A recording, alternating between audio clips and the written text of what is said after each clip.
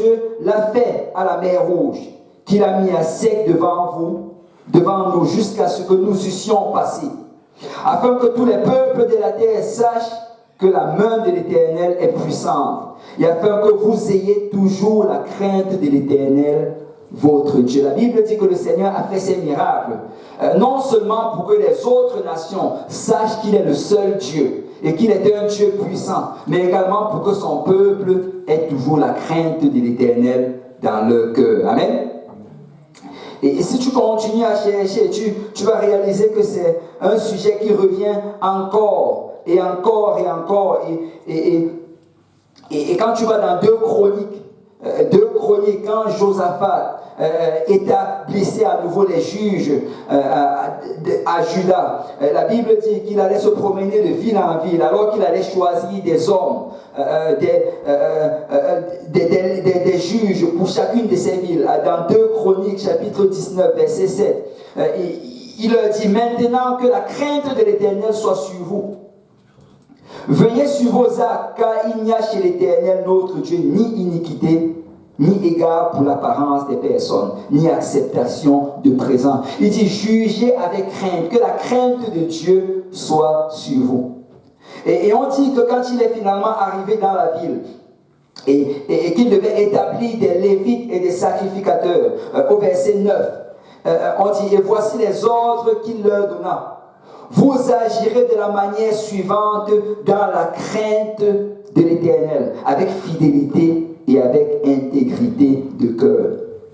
Vous savez, la crainte de l'Éternel, c'est un sujet qui revient encore et encore et encore. Le Seigneur voulait que son peuple ait la crainte de l'Éternel dans leur cœur.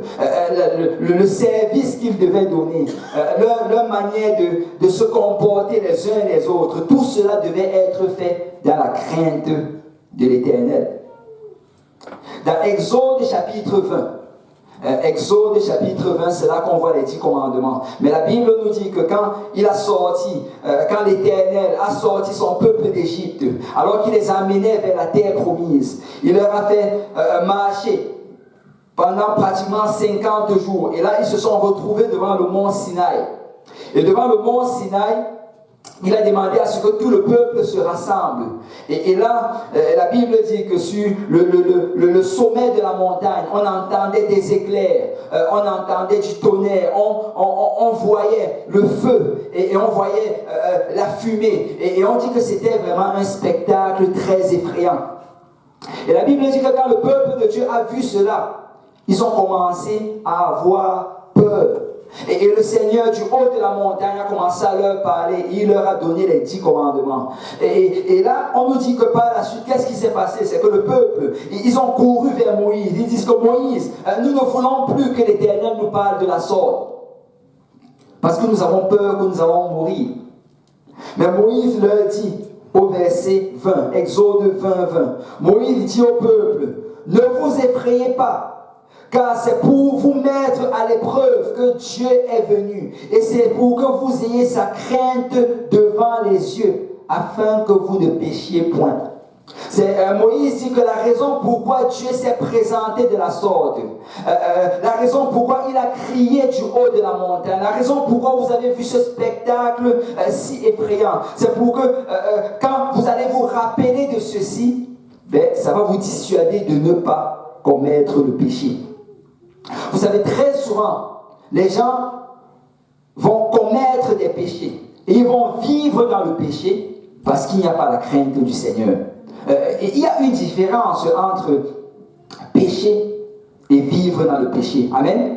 Et il y a une différence entre une offense et une iniquité. En fait, dans la Bible, il y a 3 termes qu'on utilise pour décrire le péché. Il y a l'offense. L'offense, c'est comme si tu l'as fait sans avoir l'intention de le faire. Je vais te donner un exemple. Tu sais, là, il y a peut-être plus de sludge, mais peut-être il y a de cela quelques jours, il y avait du sludge à l'extérieur. Imagine que tu es habillé en blanc et que tu es en train de marcher, et que là, subitement, une voiture vient et passe dans la flaque d'eau qui est juste à côté de toi, et ça salit ton vêtement blanc. Tu sais, malgré le Saint-Esprit, tu auras une mauvaise pensée. Amen. Amen. Et si tu n'as pas prié, c'est que peut-être cette pensée va sortir de ta bouche. Et tu auras besoin de te repentir davantage. Amen. Et c'est ça l'offense. Ce n'était pas intentionnel. Et tu sais, c'est quelque chose l'offense. Et la Bible dit que si tu commets une offense, demande pardon, répands-toi pour l'offense. Vous savez, souvent on pense que les choses qu'on n'a pas fait intentionnellement, on n'a pas besoin de se repentir pour cela. Mais c'est faux. C'est même quand tu pèches par omission, même quand tu pèches par oubli, même quand tu pèches sans avoir l'intention, c'est toujours un péché. Amen. Je lisais l'autre jour l'Ancien Testament. En passant, l'Ancien Testament, ça te décrit un peu la pensée de Dieu. Et les lois, parmi les lois qu'on avait de nos peuples d'Israël, on disait, si par exemple, tu tues le bœuf de ton frère, de ton voisin, sans t'en rendre compte, peut-être tu l'as fait d'une manière accidentelle, ben, il faut que tu rembourses quand même à ton voisin. C'était ça l'Ancien Testament. Ça voulait dire par là que peut-être ce n'était pas intentionnel. Tu sais, peut-être que tu ne voulais pas offenser ta soeur. Peut-être que tu ne voulais pas offenser ton frère. Mais tu sais, s'il a été offensé, malgré cela, va t'excuser. Amen.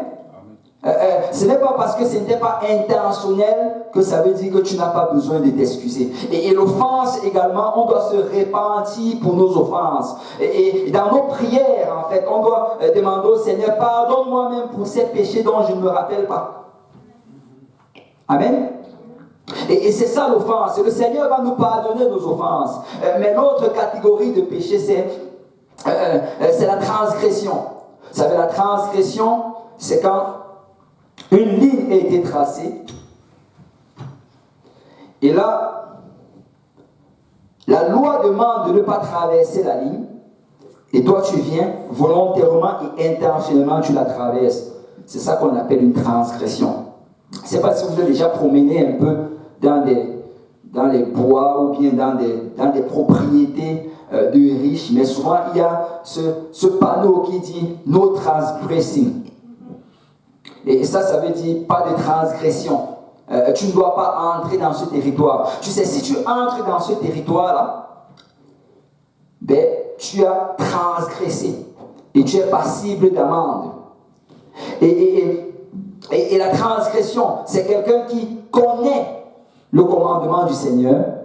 Il connaît la volonté de Dieu. Tu sais, j'ai fait une étude biblique cette semaine et les personnes avec qui je parlais, ils étaient en train d'argumenter par rapport au péché. Et c'était juste devenu un argument. C'est quand tu as fait les études bibliques, tu vas tout voir.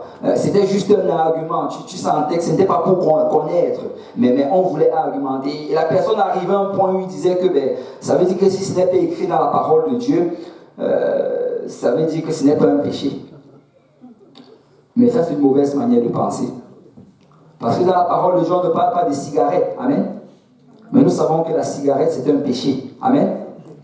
Donc, ce n'est pas suffisant que ce n'est pas écrit. Quelle est l'intention de Dieu? Amen. Quelle est la volonté de Dieu? Même si on n'en parle pas dans la Bible, souvent le Saint-Esprit va te dire que ne fais pas ceci. Amen. Même si ton frère fait, c'est correct. Peut-être que pour toi, ce n'est toujours pas correct. Et on doit pouvoir discerner c'est quoi la volonté de Dieu dans notre vie.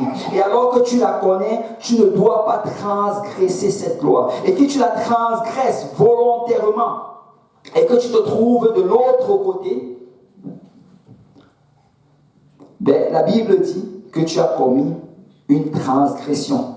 Et quand tu as commis une transgression, qu'est-ce que tu dois faire? Non seulement tu dois te repentir, mais tu dois retourner de l'autre côté. Amen. Ce n'est pas suffisant de se repentir. Vous savez, ils ont transformé cela. Beaucoup confondent la repentance et la confession. On est capable de se confesser sans se repentir. Tu sais, peut-être, est-ce qu'il y a des gens ici qui ont un passé catholique? Waouh, une bonne partie des personnes. Est-ce qu'il y a des gens ici qui, dans le passé, ils allaient voir le prêtre, pardonne-moi mon père parce que j'ai péché? Amen. Il y a une personne honnête, dont les autres ne se repentaient pas. Mais La confession, ce n'est pas la repentance. Tu sais, tu pouvais aller le voir tous les dimanches. Je ne sais pas si ça se faisait le dimanche. Non? C'était quelque part en semaine. Sur rendez-vous. Mais tu pouvais aller voir sur rendez-vous. Et tu dis, pardonne-moi mon Père parce que j'ai péché, j'ai fait ceci, j'ai fait cela, j'ai fait ceci. Et là, derrière le rideau, je ne sais pas si c'est un rideau, c'est quoi, mais derrière la grille, peut-être qu'il dormait même, je ne sais pas. Mais derrière la grille, dès que tu finis de parler, il dit, ok mon fils, va reciter telle chose, tel nombre de fois, et telle chose, tes péchés te sont pardonnés. Et dès que tu te lèves, tu te réjouis, mes péchés me sont pardonnés. Et là, tu récites ces choses-là, et après tu continues à faire la même chose en attendant ton prochain rendez-vous. Mais ça, ce n'est pas la repentance. C'est la repentance, si tu as volé, tu demandes pardon pour le vol et tu restitues. Si tu as triché, tu demandes pardon pour la tricherie et tu vas voir ton professeur, tu lui dis cette note je l'ai eue parce que j'ai triché. La repentance, ça prend d'accompagner cela des actions. Tu sais, Jean-Baptiste dit, produisez donc du fruit digne de la repentance. Vous savez, Jean-Baptiste était le prophète de la repentance. Il a précédé le Seigneur Jésus. Et quand il est venu, c'était le précurseur. Il devait préparer le cœur des gens avant l'arrivée du Seigneur. Et comment il devait préparer leur cœur, c'est en leur enseignant la repentance. La Bible dit que dans le Jourdain, alors qu'il était en train de prêcher, une grande foule venait avec des sacrificateurs et des pharisiens. Et la Bible dit qu'alors qu'ils étaient en train de venir, Jean-Baptiste leur dit, produisez donc du fruit digne de la repentance. Et il commence à leur expliquer, écoutez, si vous avez pris de quelqu'un, vous devez restituer. Ne prenez pas, il parle au public, ne prenez pas plus que ce que vous devez prendre. Si vous avez pris, vous devez restituer. Parce que la repentance demande également une restitution. Waouh, là c'est calme, les gens ne veulent pas restituer. Si tu te repens, ça demande la restitution. C'est si tu as volé à ta soeur, ce n'est pas suffisant que tu viennes pleurer à l'hôtel. Pleure, mais va remettre. Amen. Amen. Et quand tu transgresses la loi, tu ne peux pas rester dans cette position de transgression. Tu dois te lever, demander pardon et retourner de l'autre côté. Et ça implique une restitution. Et dans le troisième type de péché maintenant, c'est l'iniquité. L'iniquité, c'est le pire de toutes. Pourquoi? Parce que l'iniquité, ça implique la transgression, mais ça implique également une décision de rester dans cette position. C'est l'iniquité, c'est quand tu as transgressé et tu sais que tu as transgressé. Le Seigneur a mis cela dans ton cœur, le pasteur en a parlé. Tu sais que c'est une transgression, mais tu décides de rester dans cette position. Vous savez, la Bible, quand elle parle de l'iniquité dans le livre d'Ésaïe, il dit, non, la main de l'Éternel n'est pas trop courte pour nous toucher, ni son oreille trop dure pour nous entendre. Mais ce sont vos péchés, ce sont vos iniquités qui vous cachent sa face et l'empêchent de vous écouter. Donc, qu'est-ce que l'iniquité va faire? C'est que ça va créer un mur de séparation entre nous et Dieu. C'est quand quelqu'un vit dans l'iniquité et que le pasteur prêche le dimanche par rapport à cela, mais il décide de fermer son oreille. Il voit cela dans la Bible, mais il décide de fermer ses yeux. Et il fait tout ce qu'il faut. Il se donne des justifications qu'il doit se donner pour ne pas sortir ou abandonner ce style de péché. Littéralement, il est en train de bâtir un mur de séparation entre lui et Dieu. Ce n'est pas que Dieu ne veut pas s'approcher, mais c'est parce que tu as bâti le mur. Vous savez, la Bible dit que si quelqu'un détourne ses yeux, en fait non, c'est détourne ses oreilles. Si quelqu'un détourne ses oreilles pour ne pas écouter la loi, que même ses prières sont une abomination à l'Éternel. Pensez à cela. Écoute, que tu peux prier chaque matin, tu sais, c'est 1 heure de prière, et tu pries encore le soir, et tu viens à l'église, tu pries, tu jeûnes, et tu fais tous ces efforts et tous ces sacrifices. mais que tout cela c'est une abomination aux yeux de Dieu, juste parce que tu as décidé de ne pas abandonner cette chose que Dieu t'a demandé d'abandonner. Et vous savez, ces choses arrivent quand on n'a pas la crainte de Dieu dans notre cœur. Vous savez, j'entendais aujourd'hui dans les nouvelles, on parlait de cette jeune fille. Je ne sais pas si vous avez entendu parler, cette jeune fille au nord, dans les Laurentides, cette fille de 13 ans qui a été retrouvée morte. Et on a arrêté un monsieur, c'est un ami de la famille, et apparemment il venait chez eux depuis pratiquement 20 ans. Et il venait, et il connaissait très bien la famille. Et apparemment c'est lui qui aurait pris la fille alors qu'elle allait à l'école. Il l'a ramassée apparemment elle habitait à 2 minutes de son école, mais il a sûrement dû la convaincre parce que c'était un ami de la famille. Et là il l'a pris, et il est allé, j'imagine il a abusé d'elle, après il l'a tuée. Et là, la mère de l'enfant, elle écrivait ce matin dans Facebook comment est-ce que tu as pu nous faire une chose pareille, que tu venais chez nous pratiquement assez régulièrement depuis 20 ans. Et là, même le jour de la disparition, tu es venu me voir et tu m'as demandé, et tu étais tout en larmes, et tu m'as demandé si tu pouvais nous aider à chercher cet enfant, alors que tu savais ce que tu l'avais fait. Et quand on parlait de cela, il y avait un docteur à la radio et il expliquait qu'il y a certaines personnes, comme cette personne probablement, qui sont des psychopathes. Et que le psychopathe, en fait, il est capable tellement de contrôler ses émotions. Et il est capable également, on dit que les psychopathes, on ne leur fait même pas passer le test du mensonge, le détecteur de mensonges, parce qu'avec eux, ça ne marche pas. Parce que pour mentir, il faut que les gens normaux, quand ils mentent, ils sont stressés. Ils ont un niveau de stress. Et le détecteur de mensonges détecte cela. Mais eux, ils mentent sans être stressés. Et quand je pensais à cela, je me disais, vous savez, on peut regarder cela et on est choqué. Mais souvent, ça arrive à un enfant de Dieu. Et souvent, on arrive à un endroit où on a tellement menti aux autres et on s'est tellement menti nous-mêmes qu'on commence à croire à notre propre mensonge. On commence à forger des versets bibliques pour justifier notre style de vie.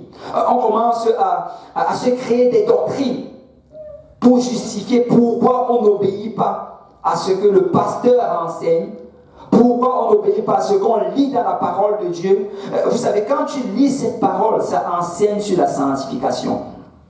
Quand tu lis cette parole, ça enseigne sur la séparation du monde. Cette parole parle d'une vie de pureté, d'une vie où tu t'éloignes des choses de ce monde. Tu ne permets pas à tes yeux de regarder certaines choses. Tu ne participes pas dans certaines activités. Mais quand on ne fait pas attention, on arrive à ce point-là où, alors qu'on résiste jour après jour à la parole qui nous a enseigné, et que quand on l'entend, on trouve automatiquement une justification pour cela. Et quand on commence à vivre dans ce style-là, on développe l'aspect vraiment d'un psychopathe. C'est le prédicateur va prêcher. Les gens qui ont la crainte vont avoir peur. Ils vont sortir le soir. J'ai entendu des histoires. Quelqu'un va sortir, il va aller éteindre son ordinateur. Quelqu'un va même casser son téléphone. Mais tu entends cela, c'est comme si rien ne s'est produit. Tu te lèves et tu continues ton style de vie. C'est quand j'étudiais sur la crainte de l'Éternel, j'ai vu ceci. La Bible dit à plusieurs endroits que si tu résistes à la parole du Seigneur, ben qu'est-ce que le Seigneur va faire? C'est qu'il va endurcir ton cœur. Vous savez, Dieu n'est pas un Dieu impartial. Dieu, quand il t'aime avec passion. Et quand il veut te bénir, il te bénit avec passion. Mais quand tu décides de te détourner de lui, il te résiste également avec passion. Alors c'est à toi de choisir aujourd'hui de quel côté tu vas être. Est-ce que tu vas être du côté de l'amour de Dieu ou bien est-ce que tu vas être du côté de la résistance de l'Éternel? La Bible dit qu'il élève ceux-là qui s'humilient, mais il résiste aux orgueilleux. Quand tu aimes la parole de Dieu et que tu décides d'obéir à la parole de Dieu, tu ouvres une grande porte de bénédiction dans ta vie. Mais quand tu commences à chercher des justifications à la parole, contre la parole, et tu justifies pourquoi tu ne fais pas ce qui t'est demandé de faire, pourquoi tu n'obéis pas à tel verset, pourquoi tu ne te soumets pas à tel commandement. Mais qu'est-ce qui se passe avec le temps? C'est que tu développes un esprit de rébellion. Et alors que cet esprit de rébellion grandit, tu arrives pratiquement à avoir le caractère d'un psychopathe. Tu n'as plus aucune émotion par rapport à la parole de Dieu, aucune passion. Tu es assis dans la maison de Dieu et la parole est prêchée et ça n'a aucun effet sur toi.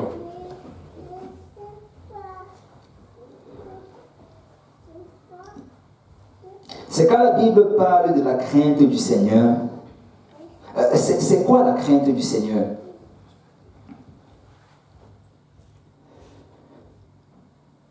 Dans Malachie chapitre 1, verset 6, la Bible dit: un fils honore son père et un serviteur son maître. Si je suis père, où est l'honneur qui m'est dû?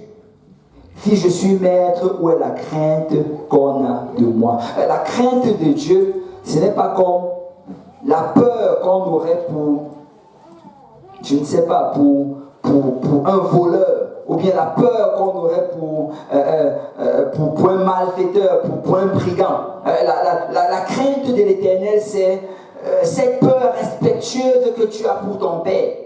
Amen. Vous savez, jusqu'à aujourd'hui, j'ai déjà passé les 35 ans. J'ai eu 36 ans cette année. Mais jusqu'à aujourd'hui, j'ai toujours la même peur que j'avais pour mes parents depuis que j'étais petit. Je ne peux pas parler à ma mère ou à mon père n'importe comment. Je ne peux pas élever ma voix quand mon père ou ma mère me parle. Tu sais, peut-être que j'ai déjà des enfants aujourd'hui. Mais cette crainte que j'avais depuis que j'avais l'âge de 3-4 ans, cette crainte n'a toujours pas changé aujourd'hui. Parce que peu importe mon âge, ils seront toujours mes parents. Peu importe, même si je commence à avoir des cheveux blancs et la barbe blanche, ils seront toujours mes parents. Et cette crainte que j'ai pour eux, cette peur respectueuse doit toujours demeurer. Vous savez, aujourd'hui on va voir de ces choses. On voit des enfants qui élèvent le ton contre leurs parents. Des enfants qui, quand leurs parents parlent, ils les regardent dans les yeux. Vous savez, je ne sais pas ce qui s'est passé avec le temps. Je ne sais pas. Peut-être que je suis d'une ancienne génération. Mais moi, dans mon temps, quand mes parents me parlaient, je baissais la tête. Je baissais la tête.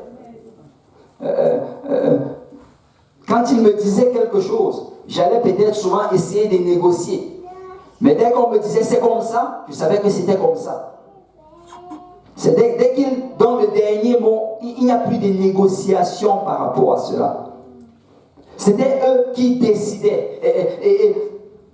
Et tu sais, même aujourd'hui, il y a des choses en fait que tu ne vois plus cela. Tu sais, je me rappelle quand je prenais encore le bus, c'est qu'on allait dans le bus et une personne âgée, même pas âgée, un aîné allait entrer dans le bus et j'allais être gêné. Tu sais, peut-être j'avais quoi, disons peut-être 20 ans et je vois une personne de, je sais pas, 40 ans entrer dans le bus. J'allais être gêné et me lever. J'allais avoir du mal à rester assis sur mon banc. Mais tu vois un jeune homme de 13 ans, 14 ans, il est bien assis, il croise les pieds. Bon, on est en Amérique du Nord, en Afrique. Juste n'importe qui a lui donné une taloche, que lève-toi. mais aujourd'hui, on en est arrivé là. C'est des enfants qui répondent à leurs parents.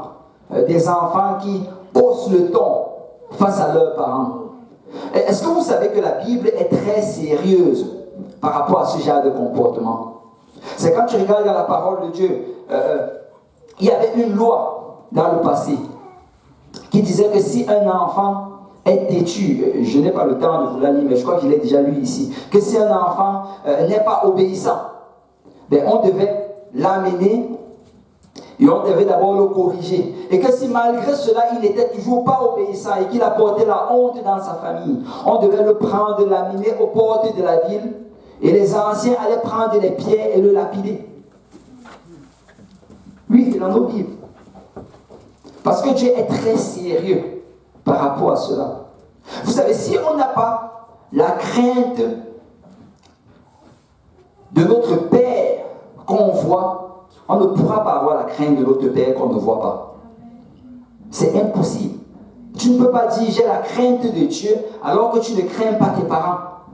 J'ai la crainte de Dieu alors que tu ne crains pas tes aînés. C'est juste quelque chose d'impossible. Et dans la Bible, si tu regardes, j'étudie un peu cela, c'est vraiment, je crois que certains d'entre vous connaissez ces histoires. Il y a des histoires vraiment terribles dans la Bible. Ça c'est dans le livre de 1 roi chapitre 2. La Bible te parle d'Élisée. Tu vois des histoires pareilles, tu n'aurais même pas pu imaginer que c'est dans la Bible. Et Élisée chapitre 2, verset 23. On dit qu'il monta de là à Bethel. Et comme il cheminait à la montée, de petits garçons sortis de la ville et se moquaient de lui. Tu vois, c'est ces petits chenapans. Ils sortent, ils commencent à se moquer d'un vieillard. On dit qu'Élisée était chauve. Je ne sais pas ce qu'il criait, mais il se moquait de lui. Et la Bible nous dit d'ailleurs qu'il disait, monte chauve, monte chauve. Mais il s'était moqué du mauvais vieillard. Il se retourna pour les regarder. Et il les maudit au nom de l'Éternel. Waouh! Donc, on maudit les enfants au nom de l'Éternel. Alors, 2 ours sortirent de la forêt et déchirèrent 42 de ses enfants. 42 de ses enfants.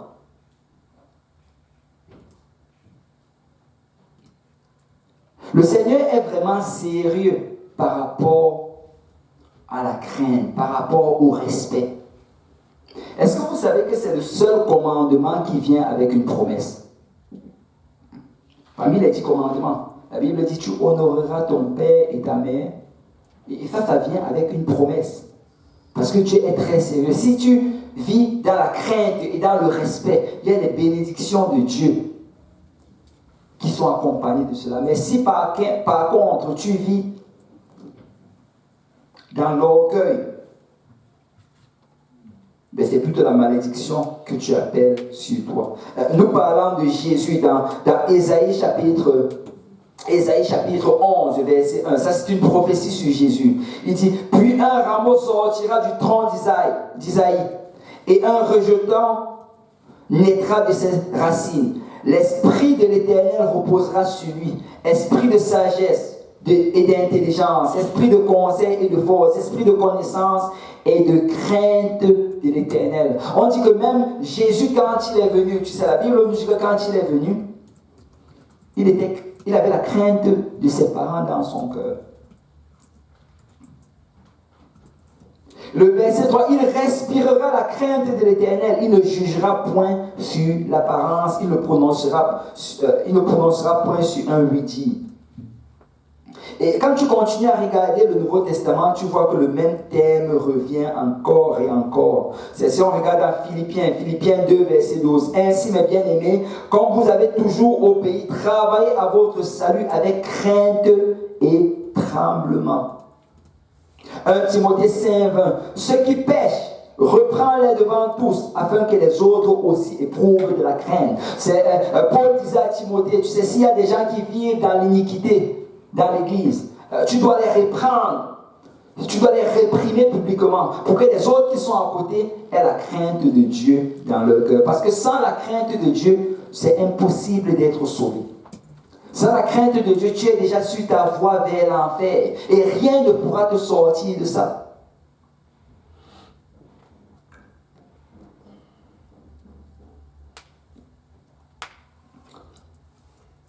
Et la crainte de Dieu, vous savez, la crainte de Dieu, c'est quelque chose que tu vas développer dans ta vie.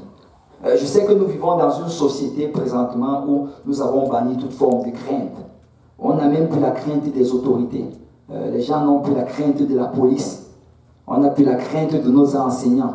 les écoles aujourd'hui, tu sais, on appelle les enseignants aujourd'hui comme si c'était nos amis. Tu appelles ton professeur comme ton ami. Il n'y a plus de crainte. Mais si tu es un enfant de Dieu, tu dois réaliser que tu dois avoir cette crainte dans ton cœur. Écoute, aie la crainte pour tes parents.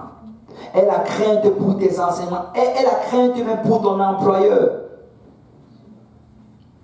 Tous ceux qui sont plus âgés que toi, tu dois avoir la crainte pour eux. Et même certains qui ne sont pas plus âgés.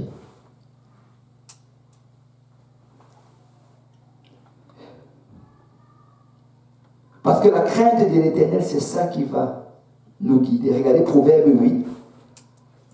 Proverbe 8, verset 13. Ça nous décrit réellement c'est quoi la crainte de l'Éternel. Tu sais, cette crainte-là, c'est ça qui va te diriger dans ta vie spirituelle. Proverbe 8, verset 13. La crainte de l'Éternel, c'est la haine du mal. L'arrogance et l'orgueil, la voix du mal et la bouche perverse, voilà ce que je hais. C'est quelqu'un qui craint Dieu. Si tu crains réellement Dieu, la Bible dit que tu vas avoir la haine du mal. Et il y a une différence entre ne pas tolérer le mal et haïr le mal. Un enfant de Dieu doit avoir la haine du mal. Vous savez, très souvent, on ne va pas tolérer le mal, mais on ne va pas le haïr. On va voir des gens faire certaines choses. Et ça ne va pas nous répugner. On va être avec eux, mais on va dire qu'on ne le fait pas. Mais quelqu'un vraiment qui hait le mal, il a le mal en dégoût. Quand quelqu'un fait quelque chose qui n'est pas dans la volonté de Dieu, il ne veut même pas prendre part à cela. Il ne veut même pas qu'on le cite parmi ceux qui étaient là-dedans. Et c'est ça la haine, c'est ça la haine du mal. Quand tu crains le Seigneur, c'est si tu es avec des gens peut-être qui fument, tu te dissocies d'eux. Parce que tu ne veux rien à voir avec eux. Ceux-là qui font le commérage, tu enlèves leur numéro de téléphone dans ton téléphone. Tu te sépares d'une manière violente et d'une manière brusque de ceux-là qui vivent dans le péché. Psaume 34, verset 12. Venez mes fils, écoutez-moi et je vous enseignerai la crainte de l'Éternel. Quel est l'homme qui aime la vie, qui désire la prolonger pour jouir du bonheur? Préserve ta langue du mal et tes lèvres des paroles trompeuses. Éloigne-toi du mal et fais le bien. Recherche et poursuis la paix. Quelqu'un qui a la crainte de l'Éternel, non seulement il va s'éloigner du mal, mais il va chercher à faire le bien.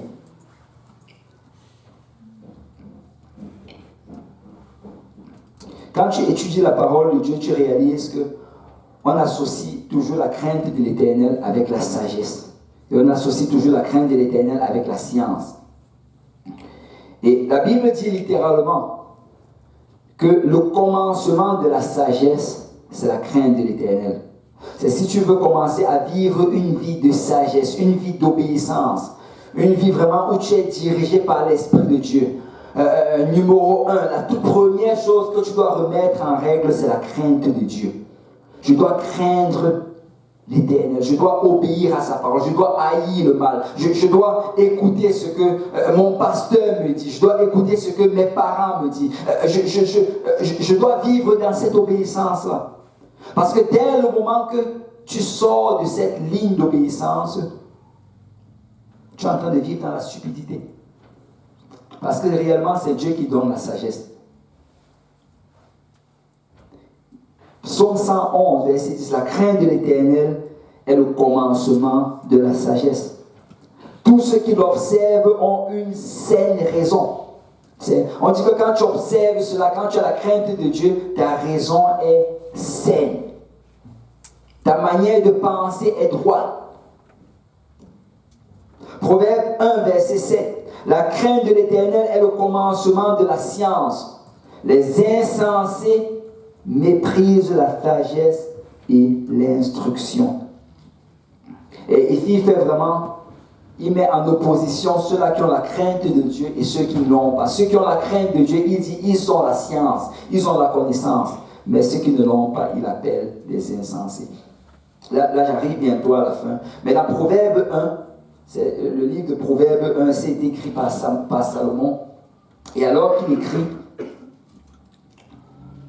de 1 jusqu'à 6, il commence à citer les choses qu'il va élaborer dans ses proverbes. Et il dit, proverbe de Salomon, fils de David, roi d'Israël, pour connaître, il dit la raison pour les proverbes, c'est quoi? Pour connaître la sagesse et l'instruction, pour comprendre les paroles de l'intelligence, pour recevoir des leçons de bon sens, de justice, d'équité et de droiture, pour donner aux simples du discernement, aux jeunes hommes de la connaissance et de la réflexion.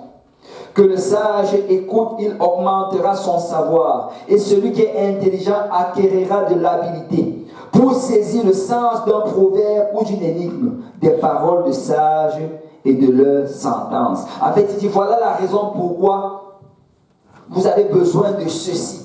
Et le ceci dont il parle sur le verset 7, la crainte de l'Éternel est le commencement de la science. Donc avant que tu ne deviennes intelligent, avant que tu n'aies la connaissance et la science et toutes ces choses, avant que tu n'aies les révélations venant de Dieu, ça prend d'abord la crainte de Dieu. Si tu n'as pas la crainte de Dieu, tu peux lire ta Bible de Genèse jusqu'à Apocalypse et ça ne va te mener nulle part. Tu ne vas pas grandir spirituellement. Tu peux écouter toutes les prédications qu'il y a sur la face de la terre. Tu peux mémoriser les versets bibliques. Mais s'il n'y a pas la crainte de Dieu dans ton cœur, tu ne vas jamais grandir en maturité. Parce que la crainte de l'Éternel, c'est le commencement de la sagesse.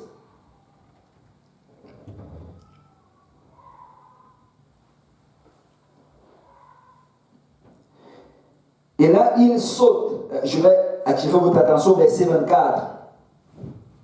Il dit, puisque j'appelle et que vous résistez, puisque j'étends ma main et que personne n'y prend garde. Ça, c'est quelqu'un qui n'a pas la crainte de Dieu dans sa vie.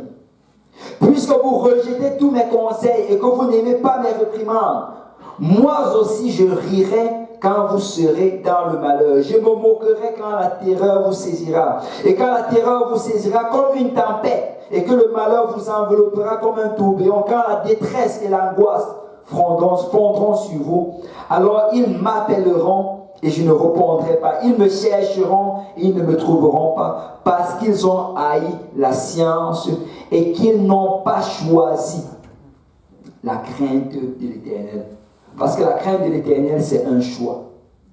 Alors aujourd'hui, c'est à toi de décider. Est-ce que tu vas vivre une vie de crainte? Est-ce que tu vas vivre une vie où tu haïs le mal? Où tu ne permets pas à certaines choses de te tenir devant tes yeux? Tu ne permets pas à tes oreilles d'écouter certaines choses? Tu ne participes pas dans certaines choses? Est-ce que tu vas décider cela? Ou alors tu vas choisir de vivre une vie de rébellion?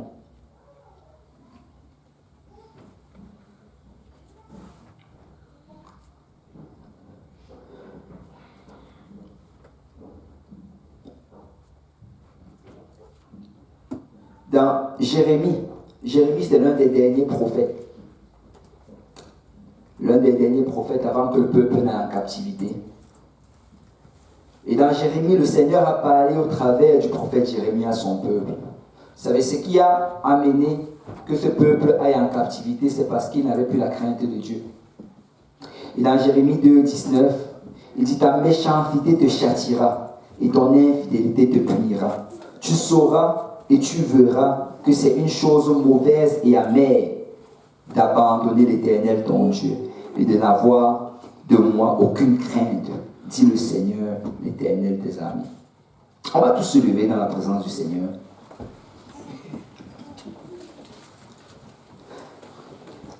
Alors que la Bible nous cite les bénédictions qui accompagnent selon qui ont la crainte, c'est Proverbe 10 nous dit, la crainte de l'Éternel augmente les jours. La Bible dit que la crainte de l'Éternel, ça c'est le Proverbe 14, est une source de vie pour détourner les pièges de la mort. Proverbe 15, 16, mieux vaut peu avec la crainte de l'Éternel qu'un grand trésor avec le trouble. Il y a tellement de bénédictions qui accompagnent ceux-là qui ont la crainte. Mais en opposition, c'est le malheur qui accompagne ceux qui ne l'ont pas. Et c'est une chose que de se décider de l'avoir. Ça ne va pas arriver par accident. Ça va arriver si quelqu'un se décide littéralement que tout ce qui viendra de cette Bible, que je la comprenne ou que je ne la comprenne pas, je vais y obéir parce que j'ai la crainte de Dieu. Peut-être j'aurai de la difficulté souvent à obéir, mais je ne vais pas appeler le vrai faux ou le faux vrai.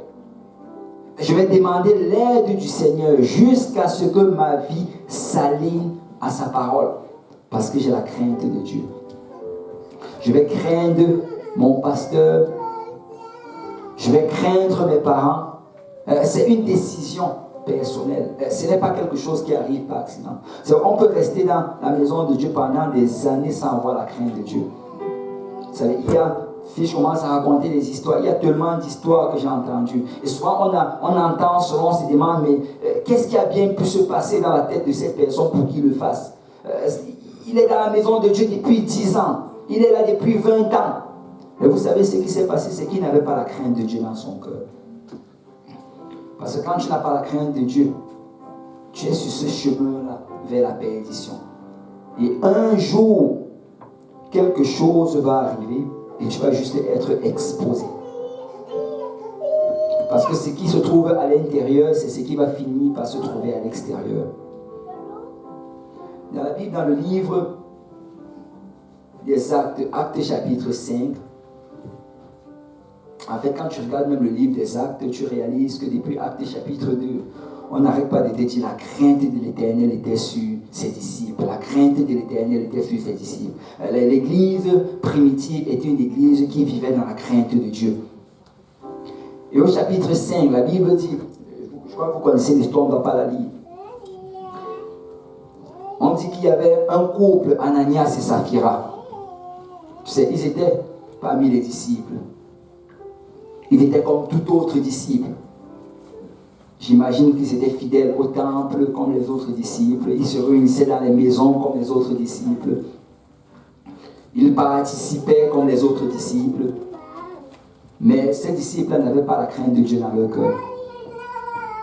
La Bible dit que alors qu'il y a eu ce grand réveil et que beaucoup de gens venaient déposer tous leurs revenus aux pieds des apôtres, certains allaient vendre leur maison et venaient donner leurs biens, déposer leurs biens aux pieds des apôtres. En fait, à cause du réveil de Actes chapitre 2, où 3000 personnes se sont ajoutées à l'église en un jour, ou après, le nombre des disciples est devenu 5000.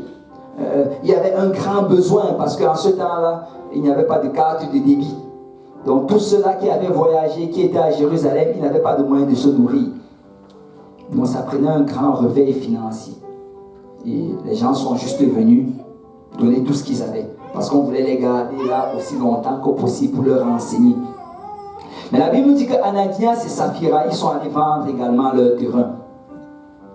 Et là, Ananias arrive le premier vers l'apôtre Pierre. Et j'imagine qu'il est arrivé à un moment où Pierre est entouré de personnes. Il ne voulait pas que ça se passe sûrement dans l'incognito parce qu'il avait un agenda derrière cela. Il est arrivé, il a sorti les pieds de sa poche. Si j'avais beaucoup d'argent, je l'aurais sorti pour faire l'examen, mais je n'en ai pas. Il a sorti les pieds de sa poche et il a déposé aux pieds de Pierre. Il a dit, voilà. Et j'imagine que les gens se sont retournés à côté. Waouh, ça c'est un homme de foi. Tout le monde pensait que ce qu'il faisait c'était une chose honorable. Mais il a fait sans avoir la crainte de Dieu dans son cœur. Et en le faisant, c'est le Saint-Esprit a inspiré Pierre. Il lui a demandé, est-ce que ça c'est l'argent de votre champ? Est-ce que tu m'apportes tout le revenu de votre champ? Il dit que oui, je l'apporte. Et Pierre lui a dit, parce que tu as menti au Saint-Esprit, aujourd'hui même tu vas mourir. Et la Bible dit qu'il est tombé sur le champ, il est mort. Il n'est pas mort parce qu'il a gardé une partie de l'argent. En fait, il aurait même pu ne rien donner. Il aurait pu vendre son champ, garder ça chez lui, continuer à venir à l'église sans problème. Mais son problème, c'est qu'il n'avait pas la crainte de Dieu dans son cœur. Tu sais, il pouvait se pointer devant le pasteur et mentir en pleine face. Il y a des gens qui sont surpris, mais aujourd'hui même, il y a des gens qui le font. Notre Dieu, c'est un Dieu de grâce, amen. Mais vous savez, ça aussi, c'était le temps de la grâce. Alors, nous ne serons pas surpris si un jour quelqu'un tombe juste après avoir fait une déclaration au pasteur. Mais la Bible dit que dès qu'il a fait cela, il est tombé. Le verset 5 nous dit, acte 5, Ananias entenda ces paroles, tomba et expira. Une grande crainte saisit tous les auditeurs. Vous savez, ceux-là qui ne vivent pas avec la crainte de Dieu, Dieu va les utiliser pour apporter la crainte dans son église. Et si tu regardes en fait par la suite, la Bible dit que son épouse est arrivée plus tard et elle a fait la même chose que lui. Et Pierre lui a dit la même chose. Et au verset 11, après qu'elle soit tombée, on nous dit encore, une grande crainte s'empara de toute l'assemblée et de tous ceux qui apprirent ces choses. C'est notre vie en fait, soit ça va être un exemple positif de la crainte du Seigneur, soit ça va être un exemple négatif de la crainte du Seigneur. Tu sais, soit on va dire dans plusieurs années, cette sœur, elle avait tellement la crainte de Dieu, je l'ai vue toute ma vie, depuis que je suis dans la maison de Dieu, je la vois. Et on n'entend pas d'histoire bizarre à son sujet. On n'entend pas des rapports étranges à son sujet. Elle est toujours fidèle, elle sait toujours le Seigneur. Soit alors on va dire, oh, tu vois ce frère, il avait fait ceci, et après il a eu ceci, et après il a fait ceci, et après il a eu ceci. Et cela, dans les deux cas, ça va créer la crainte. Alors c'est réellement à nous de choisir aujourd'hui. Est-ce que je vais être un exemple positif de la crainte de Dieu, ou alors je vais être un exemple négatif? Amen. Mais je veux juste exhorter le peuple de Dieu ce soir. C'est soit un exemple positif de la crainte de Dieu. Que la crainte de Dieu soit dans ton cœur. Et si on va avoir le réveil qu'on va avoir, ça va être par la crainte de Dieu. Chaque fois qu'il y a eu un esprit de crainte de l'Éternel qui s'est saisi de l'Église, il y a eu un grand réveil qui s'en est suivi. Et je crois qu'on est vraiment à la porte, on est à la veille de cela. Et je veux juste exhorter l'Église. Ne vivons pas une double vie. Ne faisons pas semblant. Ne nous mentons pas les uns les autres. Si c'est difficile, reconnais que c'est difficile. Viens prier à l'autel, pleure à l'autel jusqu'à ce que le Seigneur t'en délivre. Va voir un pasteur, demande-les, demande des conseils. Mais ne te mens pas à toi-même. Amen. Amen. Amen. On va prendre le temps de s'avancer et on va prier. Si on peut prendre quelques minutes juste pour dire, Seigneur, sonde mon cœur. Seigneur, s'il y a une iniquité qui est enfouie dans mon cœur, Père, purifie-moi, sanctifie-moi. Montre-moi les voies, Seigneur, de la repentance. Montre-moi le chemin, Seigneur, de la restauration. Apprends-moi à être un livre ouvert. Alléluia. Si on peut prendre le temps de parler au Seigneur, si quelqu'un peut quitter ce lieu sanctifié, si quelqu'un peut permettre au Seigneur de purifier son cœur par le feu du Saint-Esprit. Seigneur, sonde-moi. Remplis mon cœur de la crainte de l'Éternel. Alléluia. Que chacune de mes actions, Seigneur, chacune de mes paroles, Papa, soit imprégnée de ta crainte. Et qu'avant de faire la moindre des choses, que je me demande, est-ce que cela serait agréable à mon Père? Est-ce qu'il va prendre plaisir dans ceci? Est-ce que ça va être plutôt un sujet de honte et de probe? Oh Père, donne-moi de ne pas prendre, Seigneur, ma marche avec toi à la légère, mais je veux être sérieux dans ces choses. Je veux, Père, que chaque action, chaque parole, chaque décision, Seigneur, fasse plaisir à mon Père. Oh Père, étends tes mains sur nous aujourd'hui. Sonde-nous, Seigneur, et connais-nous. Père, délivre-nous, Seigneur, de toute iniquité. Délivre-nous, Seigneur, de toute forme de lien Oh Père, étends tes mains sur tes enfants. Nous voulons être des livres ouverts. Nous ne voulons pas cacher le péché dans notre cœur. Mais Père, de la même manière que tu nous vois, Seigneur, nous voulons nous révéler les uns aux autres, Papa. De la même manière que nous vivons dans nos maisons alors que nous sommes seuls, nous voulons, Père, que ce soit la même chose quand nous sommes dans la maison du Seigneur. Père, donne-nous, Seigneur, de vivre, Seigneur, une vie de sanctification. Donne-nous, Père, de vivre, Seigneur, une vie de disciples, Papa, de ceux-là qui suivent le Seigneur. Oh Père, Papa, ne permets pas que tes enfants vivent, Seigneur, de double vie. Seigneur, nous ne voulons pas vivre dans l'hypocrisie, mais nous voulons vivre dans la vérité. Oh Seigneur, que ton nom soit glorifié dans notre vie, Papa. Seigneur, je prie pour chaque personne, Seigneur, en ce lieu, tous ceux de JPNL qui ne sont pas avec nous aujourd'hui. Seigneur, aide-nous, Seigneur, à avoir, Seigneur, continuellement la crainte de Dieu dans notre cœur. Papa, nous ne voulons pas, Seigneur, chercher des justifications pour nos péchés. Mais Père, nous voulons, Seigneur, confesser nos péchés afin que tu nous les pardonnes. Et nous voulons, Seigneur, restaurer, Seigneur, à ceux que nous avons volés, Seigneur, et à ceux que nous avons trahis. Mais nous voulons également, Seigneur, que tu nous apprennes, Père, à vivre dans la vérité. Que tu nous apprennes, Seigneur Jésus, nous te prions, à être des serviteurs fidèles, fidèles en toutes choses. Père, que tu nous apprennes, Papa, à vivre d'une manière digne de la vocation céleste. Seigneur, tu nous as appelés, mais tu nous as également équipés. Seigneur, ta parole déclare que par toi, Seigneur, tout est possible. Et ta parole déclare également, Seigneur, que c'est toi qui mets en nous le faire et le vouloir, Papa. Étends tes mains sur ton peuple, Papa. Seigneur, dirige les pas de tes enfants ce soir. Oh Père, aide-nous, Seigneur, à vivre pour toi. Si quelqu'un peut parler au Seigneur ce soir, si quelqu'un peut parler au Seigneur ce soir, Seigneur, sonde-moi et connais-moi. Alléluia. Si quelqu'un peut parler au Seigneur, s'il y a de l'iniquité dans mon cœur, Seigneur, consume cette iniquité. Je dois sortir d'ici une nouvelle créature. Je dois sortir d'ici entièrement restauré et rafraîchi. Père, que ta parole ait de l'effet dans mon cœur. Papa, je ne veux pas juste être, Seigneur, alléluia, ceux-là qui entendent la parole, mais ceux qui l'entendent et qui la mettent en pratique.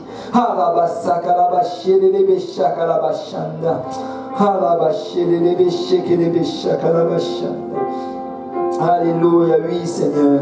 Oui Seigneur, oui Seigneur, étends tes mains sur ton peuple. Oui Seigneur, agis Seigneur sur tes enfants. Oui Père, accomplis ta volonté. Papa, nous voulons te voir ce soir. Nous voulons Seigneur te permettre d'agir, Papa. Nous voulons Père que tu remplisses encore nos cœurs, que tu remplisses encore nos vies.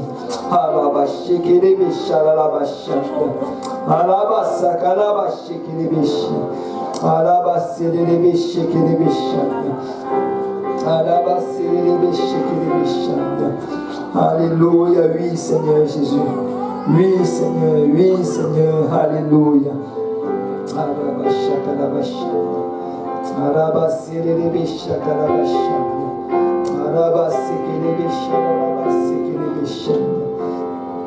Alléluia, oui Seigneur, tu es digne de toute louange.